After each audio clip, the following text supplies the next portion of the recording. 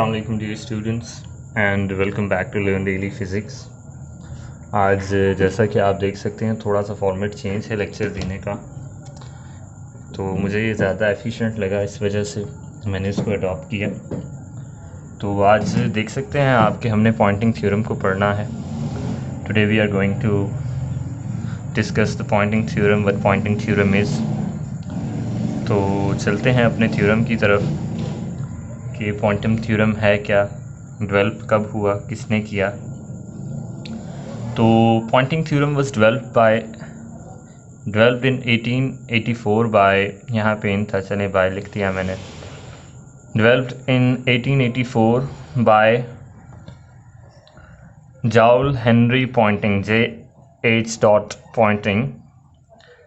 तो John Henry Poynting ने इसको डेवलप किया था और इसकी अब स्टेटमेंट क्या है। Now we go for its statement कि work done on a charge by electromagnetic force is equal to the decrease in the energy. सबसे पहले बात इतनी सी समझते हैं कि वर्क डन है चार्ज पे, वर्क डन है चार्ज पे किसकी वजह से, by the electromagnetic force, electromagnetic force की वजह से। तो पहली बात हो गई कि वर्क डन है चार्ज के ऊपर इलेक्ट्रोमैग्नेटिक फोर्स की वजह से, सही। तो वो बराबर किसके है, पहली बात तो ये होगी कि उस पर वर्क डन है इलेक्ट्रोमैग्नेटिक फोर्स की वजह से, और वो बराबर किसके है, तो वो बराबर है to the decrease in the energy stored in the field. अच्छा, वो डिक्रीज इन द एनर्जी है stored in the field and the energy that flowed out through the flux. अच्छा, इसको फार्मूला से समझाता हूँ मैं, इसके ये जो फार्मूला है इसको डिस्कस करता हूँ, इसको मैं एलेबोरेट करता हूँ, आपको समझ आ जाएगी। तो पहली बात तो ये हो गई कि this is the work done on the charge by the electromagnetic force, this one here is the work done by the charge on the electromagnetic force. और ये बराबर किसके है कि जो वो कहता है कि decrease in energy stored in a field. तो फील्ड कौन सी है, इन द फील्ड तो है, जो कमी आई फील्ड के अंदर वो तो है, वो फील्ड कौन सी है। एक फील्ड यहाँ पे हमें ई स्क्वायर ये इलेक्ट्रिक फील्ड नज़र आ रही है, और एक यहाँ पे क्या है, मैग्नेटिक फील्ड है। तो वो energy decrease in store energy in the field की जो बात है वो इलेक्ट्रिक फील्ड है और मैग्नेटिक फील्ड है। Energy electric field and magnetic field, बेशक आप ब्रैकेट में इलेक्ट्रिक एंड मैग्नेटिक यहाँ पे लिख लें ऊपर। तो ये एक तो ये होगी डिक्रीज इन एनर्जी वाली। उसके बाद and the energy that flowed out through the flux, ये है वो एनर्जी जो फ्लक्स में फ्लो की है, ये एनर्जी फ्लक्स है। ये किस तरह एनर्जी फ्लक्स है, जिस तरह आपके पास होती है, क्या होता है कि एनर्जी आपके पास electric field line passing through a unit area, या electric field E dot A electric flux, B dot A आपके पास मैग्नेटिक फ्लक्स। तो ये आपके पास ई क्रॉस बी जो है डॉट ए समझें, तो ये एक क्या है, एनर्जी फ्लक्स है, सही। अभी आती डेरिवेशन, अब हम इसकी डेरिवेशन की तरफ चलते हैं कि हमने स्टेटमेंट पढ़ी, फिर उसका फार्मूला पढ़ा, और अब फार्मूला पढ़ने के बाद अब हम चलते हैं इसकी डेरिवेशन की तरफ। तो डेरिवेशन समझने से पहले इसको ज़रा आपको मैं बताता हूँ कि ये वो इलेक्ट्रोमैग्नेटिक वेव है, ये एक हमारे पास आर्बिट्रेरी वॉल्यूम है, ये एक हमारे पास क्या है, एक सरफेस इंक्लोज की हुई है, इसने इंक्लोज सरफेस है इसकी, और इसके अंदर ये येलो वाले क्या हैं, ये चार्ज हैं। यहाँ तक उम्मीद है आपको बात समझ में आ गई होगी कि ये जो येलो हैं ये चार्ज हैं, ये ग्रीन वाली इंक्लोज सरफेस है, और ये पूरा एक आर्बिट्रेरी वॉल्यूम है। तो अब वो कहते हैं suppose we have a volume enclosed by the surface, बता चुका हूँ आपको। When the electromagnetic force interacts with the charge, जब इलेक्ट्रोमैग्नेटिक फोर्स चार्ज के साथ, जब ये फील्ड लाइन जो है ना हमारे पास ये वाली, ये आके यहाँ पे चार्जेस के साथ टकराती है, तो वो वी वेलोसिटी के साथ मूव करते हैं। तो व्हेन द इलेक्ट्रोमैग्नेटिक फोर्स, तो वो एक डिस्टेंस कवर करते हैं, dl डिस्टेंस होता है, और वो क्या होता है, v dt के बराबर होता है। Simply s is equals to v into T का फॉर्मूला यहाँ पे मैंने लगाया है। तो हमारे पास dw किसके बराबर आ जाता है, हमें पता है वर्क डन क्या होता है, f dot dl, force into displacement, वो फार्मूला हमने लगाया। इसके बाद F is equals to Q into E plus we cross B Lorentz force, this is equals to Lorentz force, ये हमारे पास लोरेंट्स फोर्स है, ठीक है। तो इसके अंदर हमने ये DL की वैल्यू डाली, ये वाली वैल्यू उठा के इसमें डाल दी, और ये ऊपर वाली वैल्यू उठा के हमने जब इसके अंदर डाल दी तो ये आ गया DW equals to Q into E plus we cross B dot we D t. यहाँ तक बात समझ में आ गई। सिंपली लोरेंट्स फोर्स के अंदर ये हमने लोरेंट्स फोर्स जो सी है वो उठा के W में डाल दी, DW में, और ये DT VDT जो था ये भी इसके ऊपर डाल दिया DW वाली इक्वेशन के अंदर। Since there is no work done, हमें पता है कि जो मैग्नेटिक फील्ड होती है वो डिस्प्लेसमेंट, कोई भी डिस्प्लेसमेंट नहीं कराती, उसके वजह से कोई भी हमारे पास वर्क डन नहीं होता। जब हमारे पास वर्क डन नहीं होता तो ये बी वाली टर्म यहाँ से हो जाएगी ज़ीरो, ख़त्म। हम चलते हैं फिर DW is equals to Q E dot we D T, ये बी वाली टर्म ख़त्म हुई, हमारे पास Q E V D T ये रह गई सिर्फ, ठीक। इसको हमने इक्वेशन नंबर 1 का नाम दिया। Now using the formula of charge density, we know charge density rho हमारे पास क्या होती है, Q is equals to rho d tau होता है, ठीक। Rho is equals to Q और डी टाउ वहाँ से, और जे हमें पता है जो सी है charge density, current charge density, J vector is equals to rho v velocity, v is here velocity. तो यहाँ पे हमने क्यू की जगह, रो की जगह ये वाली वैल्यू, रो की यहाँ से वैल्यू निकालनी है, वो यहाँ पे पुट रो की जगह करनी है। जब रो की जगह ये पुट करेंगे तो जे व वी आ जाएगी, इसको हमने इक्वेशन नंबर 2 दे दिया। इक्वेशन नंबर 2 को इक्वेशन नंबर 1 के अंदर हमने क्या करना है, पुट करना है।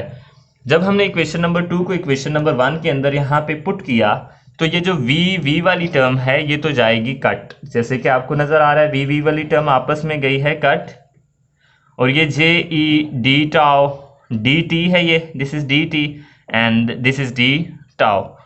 तो डी टी जो सा है यहाँ से हम उठा के DW के नीचे ले जाएंगे तो ये हो जाएगा DW divided by t t equals to E dot J d tau.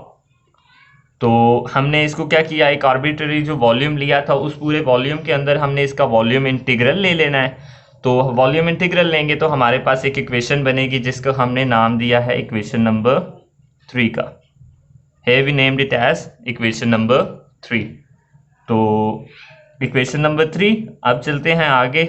अब हमारे पास जो कंसर्न है, हमने ये ई डॉट जे फाइंड करना है कि हम यहाँ तक आ गए। नेक्स्ट स्टेप अब याद रखना है कि आगे हमने क्या करना है, आगे हमने ई डॉट जे को फाइंड करना है। आज का टॉपिक थोड़ा सा लेंथी होगा तो थोड़ा सा ध्यान इस पे ज़्यादा दीजिएगा।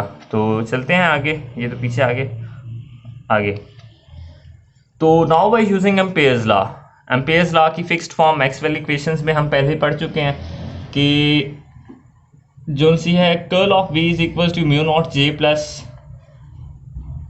Mu naught E naught epsilon naught partial E by partial t, ये एम्पेयर्स लॉ की फिक्स्ड फॉर्म है। मैक्सवेल ने जो फिक्स्ड, इस पे भी लेक्चर आपको पीछे मिल जाएगा। तो अब mu naught J is equal to curl of B minus, यहाँ से हमने क्या करना है, जे की वैल्यू फाइंड करनी है। सिंपली वैल्यू आपको पता है फाइंड कैसे होती है, मैंने जे की ये वैल्यू फाइंड कर ली है। जे की वैल्यू फाइंड करनी है तो जे की वैल्यू यहाँ पे मैंने फाइंड की, यहाँ पे म्यू नॉट को अंदर मल्टीप्लाई कर दिया, ये म्यू नॉट से कट गया, यहाँ पे म्यू नॉट ख़त्म। तो अब ई डॉट जे चाहिए था मुझे, तो मैंने क्या किया कि यहाँ पे ई डॉट जे, ई के साथ इसका डॉट प्रोडक्ट ले लिया दोनों साइड पे, ई के साथ डॉट प्रोडक्ट दोनों साइड पे जब मैंने लिया तो अब एक और इशू आ गया, यहाँ पे इक्वेशन नंबर 4 बन गई। तो ई डॉट जे तो हमारे पास आ गया, अब एक और इशू है, छोटा सा इशू है कि ये जो E dot curl of B आया है इस पे हमने ट्रिग्नोमेट्रिक आइडेंटिटी लगानी है। ट्रिग्नोमेट्रिक आइडेंटिटी होती है कि del dot A cross C equals to C dot del cross A minus A dot del cross C. कि होता क्या है कि ये बाहर आ जाएगा, इसके साथ हमने क्रॉस प्रोडक्ट ले लेना है, फिर क्या होगा, ये बाहर आ जाएगा, इसके साथ हमने सी के साथ क्रॉस प्रोडक्ट ले लेना है, दोनों को सब्ट्रैक्ट आपस में कर देना है। तो यहाँ पे हमने फिर ये अप्लाई किया कि डेल डॉट ई क्रॉस सी, तो पी बाहर आ गया, ई के साथ क्रॉस प्रोडक्ट डेल का, फिर ई बाहर आ गया तो बी के साथ क्रॉस प्रोडक्ट डेल का। हमें कौन सी चीज़ चाहिए, हमें ये वाली चीज़ चाहिए, ये वाली। तो हमने इसको क्या करना है, उधर ले जाएंगे, उस वाले को इधर ले आएंगे। तो इससे पहले एक और चीज़ करते हैं कि कर्ल ऑफ ई की वैल्यू भी हमें फेरेडेज लॉ, ये differential form of Faraday's law हम पढ़ चुके हैं कि curl of E is equals to minus partial B by partial t. अगर ये भी नहीं समझ तो पीछे से लेक्चर आप प्लीज़ देख लें, वहाँ से आपको समझ में आ जाएंगी। ये सारी चीज़ें हम पहले से डिस्कस कर चुके हैं प्रीवियस चैप्टर के अंदर। तो so equation 5 will be, equation 5 हमारे पास जो बन जाएगी, इधर कर्ल ऑफ ई की जगह हमने partial B by partial minus partial B by partial t लगा देना है। ये partial B by partial t लगाया, इसको मैं उधर ले गया, उसको इधर ले आया, तो इक्वेशन नंबर 6 बन गई मेरे पास। ठीक है, इस 5 को रीअरेंज किया, ये वाली चीज़ उधर ले गया, वो इधर ले आया, पार्शियल कर्ल ऑफ ई की जगह मैंने partial B by partial t Faraday's law की वजह से लिख दिया। सही।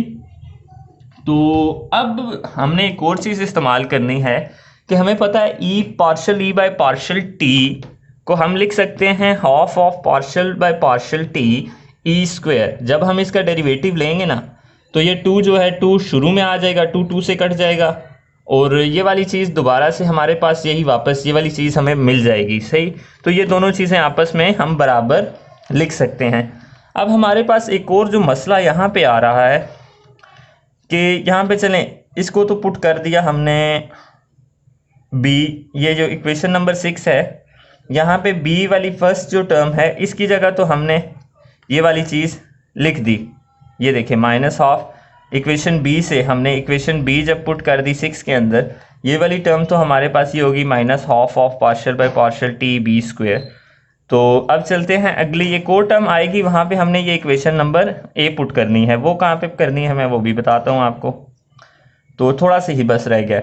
तो अब E dot J equals to minus 1/2 1/μ0 partial by, अच्छा ये इक्वेशन नंबर 7 के अंदर by putting equation number 7 in equation 4, equation number 7 equation 4 के अंदर पुट की है। इक्वेशन नंबर 4 ये रही, ये हमारी इक्वेशन नंबर 4 थी और इक्वेशन नंबर 7 ये थी। तो ये वाली टर्म मैंने उठा के, ये वाली पूरी टर्म उठा के इसकी जगह रख दी है यहाँ पे।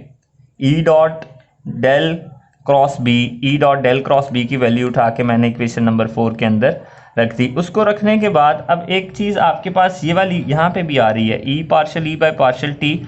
यहाँ पे इक्वेशन नंबर ए, ये वाली इक्वेशन ए इस्तेमाल करके यहाँ पे इसकी जगह E partial E by partial T की जगह मैं क्या लगा दूंगा, half of partial by partial T E square. तो ये भी मैंने लिख दिया यहाँ पे। समझ में आ गया कैसे आया ये इक्वेशन कैसे आई। तो अब आगे चलते हैं, आगे इसको बस सिंपली रीअरेंज करना है और कुछ भी नहीं रह गया, इक्वेशन हमने सॉल्व कर लिया। तो ये होगा minus half partial by partial T 1/μ0 cross B square plus epsilon not E square. इसको इस वाले को इधर ले आए हैं, minus half partial by partial T simply common ले लिया, इस वाले को अलग से लिख लिया, फिर मैंने इसको पहले लिख लिया, इसको बाद में लिख लिया नेक्स्ट स्टेप के अंदर। तो यहाँ पे क्या था, ये पूरी इक्वेशन नंबर 8 जो है उठा के मैंने इक्वेशन नंबर 3 में पुट कर देनी है। इक्वेशन नंबर 3 हमारे पास क्या थी, इक्वेशन नंबर ये थी 3 ये थी कि dw/dt is equals to integration over the whole volume E dot J d tau. यहाँ पे ई डॉट जे की वैल्यू उठा के इक्वेशन नंबर 8 से लिखनी है। यहाँ पे अलग अलग से मैंने इक्वेशन पे ले लिया इंटीग्रल कि पहली टर्म इस वाली टर्म पे अलग से इंटीग्रल ले लिया, इस वाली सब्ट्रैक्शन के बाद वाली टर्म पे अलग से इंटीग्रल लिया है। तो यहाँ पे स्टोक्स लॉ अप्लाई करना है मैंने। स्टोक्स लॉ क्या कहता है कि डाइवर्जेंस जब है तो डाइवर्जेंस किसी भी वेक्टर का क्या होता है, उसके सरफेस इंटीग्रल के बराबर होता है। कि डाइवर्जेंस ऑफ अ वेक्टर ये डेल डॉट ए हो तो volume integral of del dot A is equals to surface integral of A. तो यहाँ से वही मैंने अप्लाई किया, स्टोक्स लॉ अप्लाई किया, तो ये सरफेस इंटीग्रल में ये वाली टर्म यूं चेंज हो गई और बाकी ये वाली टर्म उसी तरह मैंने लिखी। तो अब आप ये देख सकते हैं कि ये जो चीज़ हमने, जो हमारा फार्मूला था जिसको हमने प्रूव करना था, dw/dt is equals to minus dt d/dt volume integral, ये वाली टर्म हमारे पास आ गई डिक्रीज इन द एनर्जी और ये हमारे पास एनर्जी फ्लक्स आ गया। ये था work done on the charge by the electromagnetic force. तो आज का ये वाला जो पॉइंटिंग थ्योरम था, उम्मीद है आपको अच्छे से समझ आया होगा। अगर नहीं समझ आया तो फिर से इसको देखें। कोई भी क्वेश्चन है मुझे मेल करें, मेरी ईमेल आपको नज़र आ रही है उस पर। फेसबुक पेज पे बेशक आके मुझसे कमेंट में कुछ पूछ लें, या मेल करें मुझे, स्क्रीनशॉट लेके मेल कर दें इजीली, ठीक है। तो मैं आपको इसका जवाब फ़ौरन जल्द से जल्द, जितनी जल्द हो सकेगा मैं आपको इसका जवाब दूंगा। तो अस्सलामु अलैकुम वरहमतुल्लाह and wait for my next lecture. अगर आपने चैनल को सब्सक्राइब नहीं किया तो सब्सक्राइब कर लें। अगर वीडियो अच्छी लगी है तो इसको लाइक भी कर लें। तो जो आपके दोस्त हैं